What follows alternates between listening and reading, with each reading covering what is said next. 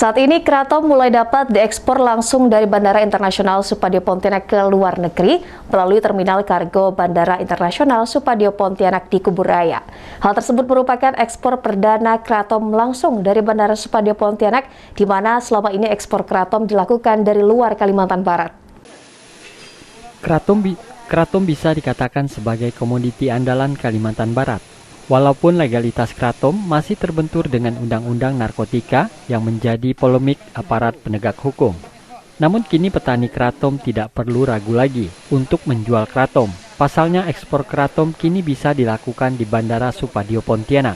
Seperti yang dilakukan Isnaini Pahmi, seorang merupakan pengusaha Kratom yang melakukan ekspor perdana langsung dari Pontianak ke luar negeri di Bandara Supadio Pontianak dengan jumlah 15 ton Kratom ke Belanda. Ini kami melakukan ekspor perdana untuk tujuan negara Eropa yang langsung dari Pontianak yang merupakan asal dari barang-barang Kratom ini sendiri. Bang, kenapa ini langsung lakukan dan tidak transit seperti sebelum-sebelumnya, Bang? Alhamdulillah karena dengan adanya maskapai Garuda yang kita lihat di sini lebih mengekonomis secara nilai jualnya, yang artinya kita juga masalah waktu juga lebih cepat. Pak, sebelumnya ekspor lewat mana, Pak? Selama ini kita ekspor ada di beberapa lokasi. Pertama itu Jakarta, Surabaya, sekarang kita ada di Semarang, Pak, dan juga Bali, teman-teman pada menggunakan seperti itu. Sementara Kabid Perdagangan Luar Negeri di Sperindak Kalimantan Barat, Eko mengatakan, ekspor perdana Kratom ke luar negeri ini membuktikan bahwa Kratom merupakan komoditi bernilai ekonomis. Pak Gubernur menyatakan bahwa pergerakan ekonomi Kalimantan Barat saat ini trennya positif. Nah, momentum ini harus kita jaga.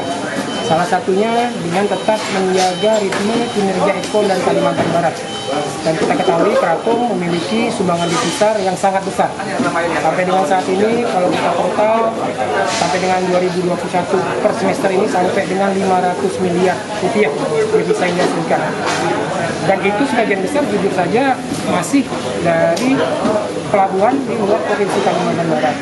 Nah, kami bersama instansi lembaga terkait lainnya juga SIPER dalam hal ini PT BTB mulai membuka jalur pengiriman langsung ke Belanda. Kenapa Belanda? Kenapa Uni Eropa? Standar mereka sangat tinggi. Masuk ke pasar mereka, tentunya harga juga terdongkrak naik.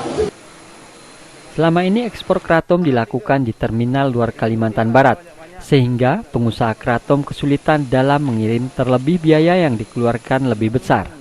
Dari Pontianak, Uun Junior, iNews melaporkan. Sementara itu, pelaksanaan seleksi kompetensi dasar calon pegawai negeri sipil atau CPNS Kabupaten Ketapang tahun 2021 pada hari Selasa 28 September memasuki hari keempat. Berdasarkan data Badan Kepegawaian dan Pengembangan Sumber Daya Manusia Kabupaten Ketapang, peserta SKD CPNS tahun 2021 berjumlah 2.962 orang, sementara formasi yang dibutuhkan hanya 291 orang. Berdasarkan data Badan Kepegawaian dan Pengembangan Sumber Daya Manusia Kabupaten Ketapang, peserta SKD CPNS tahun ini berjumlah 2.962 orang, sementara formasi yang dibutuhkan hanya 291 orang.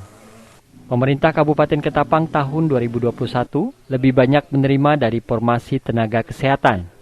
Endo menjelaskan, setelah peserta mencapai nilai ambang batas atau passing grade, tidak serta-merta lolos, namun akan dilakukan rankingan kembali. Hanya peserta yang mendapat ranking 3 besar yang berhak mengikuti tes selanjutnya. Yang diterima itu nanti ada 291 untuk CPNS, dan total peserta tes SKD ini ada yang CPNS itu ada 2.962. Nah, untuk P3K non-guru itu ada 94 dengan formasi 88 nanti yang diterima.